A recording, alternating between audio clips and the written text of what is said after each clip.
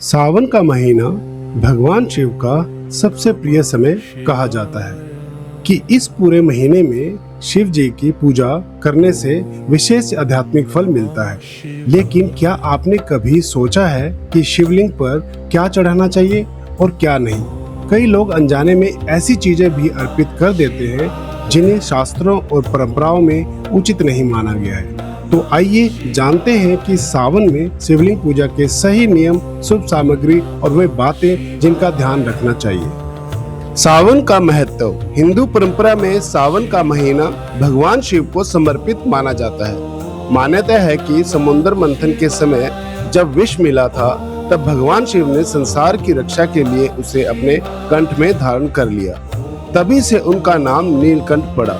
इसी कारण सावन में शिव आराधना का विशेष महत्व माना जाता है। इस महीने लाखों श्रद्धालु जलाभिषेक, रुद्राभिषेक और ओम नमः शिवाय मंत्र का जाप करते हैं। शिवलिंग पर क्या नहीं चढ़ाना चाहिए? तुलसी भगवान विष्णु को अत्यंत प्रिय मानी जाती है। कई परंपराओं में शिवलिंग पर तुलसी नहीं चढ़ाई जाती। नेक्स्ट है केतकी का फूल। लोक कथा के अनुसार केतकी के फूल को शिव पूजा में वर्जित माना जाता है। नेक्स्ट है हल्दी। हल्दी का उपयोग देवी पूजा में अधिक किया जाता है। कई परंपराओं में शिवलिंग पर हल्दी अर्पित नहीं की जाती। नेक्स्ट है टूटा हुआ बेलपत्र। खंडित या कीड़े लगे हुए बेलपत्र अर्पित करने नहीं चाहिए। नेक्स्ट है गंदा जल। कभी भी हमें शिवलिंग पर गंदा जल नहीं चढ़ाना चाहिए। हमें हमेशा साफ सुथरा जल शिवलिंग पर ही चढ़ाना चाहिए। शिवलिंग पर क्या चढ़ाना चाहिए? जल। सबसे पहले स्वच्छ जल से अभिषेक करें। क्यों? धार्मिक मान्यता है कि भगवान शिव ने हलाहल विष धारण किया था। जल शीतलता, पवित्रता और समर्पण का प्रतीक माना जाता है। कब करना चाहिए? प्रतिदिन सुबह, विशेषकर सावन के सोमवार को करना चाहिए। कैसे? धीरे धीरे जल अर्पित करें और ओम नमः शिवाय का जाप करें। नेक्स्ट है गंगा जल। यदि उपलब्ध हो तो गंगा जल भी अर्पित कर सकते हैं। क्यों? मान्यता है कि माँ गंगा भगवान शिव की जटाओं में विराजमान है।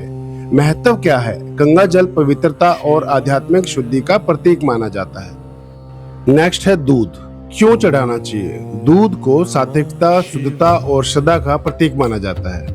कब? जलाभिषेक के बाद। ध्यान दें, यदि दूध का उपयोग करें तो आवश्यकता से अधिक बर्बादी ना करें। कई मंदिरों में बाद में इसका उचित प्रयोग का प्रबंधन किया जाता है।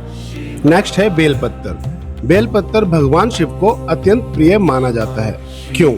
3 पत्तियां शिव के त्रिनेत्र, त्रिशूल और त्रिदेव का प्रतीक मानी जाती हैं। कैसे चढ़ाएं? साफ बेलपत्र लें, फटा हुआ ना हो और श्रद्धा से अर्पित करें। नेक्स्ट है धतूरा। धतूरा भगवान शिव से जुड़ी प्राचीन परंपराओं का हिस्सा माना जाता है। यह वैराग्य और संसार से विरक्ति का प्रतीक माना जाता है। नेक्स्ट है चंदन। चंदन शीतलता का प्रतीक माना जाता है। धार्मिक मान्यता है कि चंदन अर्पित करना मन की शांति और सम्मान का भाव व्यक्त करता है। नेक्स्ट है सफेद फूल। सफेद कमल, चमेली और कनेर जैसे फूल श्रद्धा के साथ अर्पित किए जा सकते हैं। सफेद रंग पवित्रता और सरलता का प्रतीक माना जाता है। नेक्स्ट है फल और प्रसाद। मौसमी फल और सात्विक प्रसाद अर्पित करना शुभ माना जाता है। भगवान शिव की पूजा कैसे करें?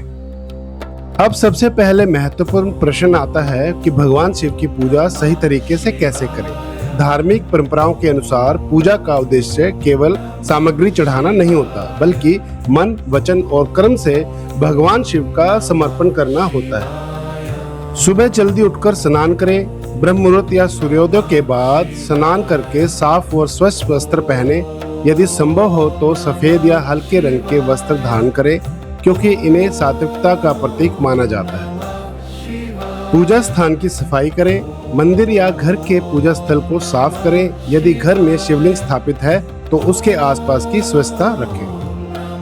पूजा सामग्री तैयार करें। पूजा के लिए ये सामग्री रख सकते हैं: स्वच्छ जल, गंगा जल, बेलपत्र, सफेद फूल, चंदन, साबुत चावल, धूप दीप और मौसमी फल या सात्विक प्रसाद। सबसे पहले जलाभिषेक करें। शिवलिंग पर धीरे धीरे जल अर्पित करें। यदि गंगा जल हो तो जल में थोड़ा मिलाकर भी चढ़ाया जा सकता है।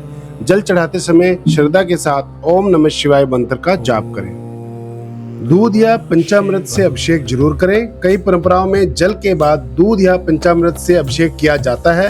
यदि ऐसा करें तो अंत में फिर से स्वच्छ जल से शिवलिंग का अभिषेक जरूर करें। बेलपत्र अर्पित करें। अब साफ और अखंड बेलपत्र श्रद्धा से चढ़ाएं। कई परंपराओं में बेलपत्र का चिकना भाग शिवलिंग की ओर रखने की परंपरा मानी जाती है।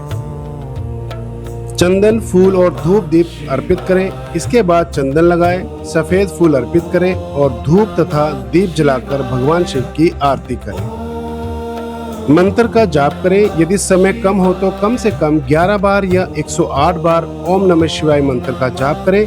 यदि अधिक समय हो तो महामृत्युंजय मंत्र का भी श्रद्धापूर्वक जाप किया जा सकता है।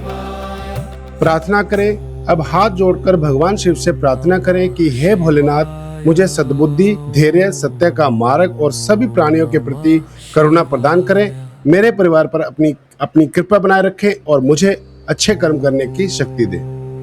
प्रसाद ग्रहण करें। पूजा के बाद प्रसाद ग्रहण करें और परिवार के अन्य सदस्यों में जरूर बांटें। विशेष ध्यान रखें, पूजा में सबसे महत्वपूर्ण आपकी श्रद्धा और सच्चा भाव है।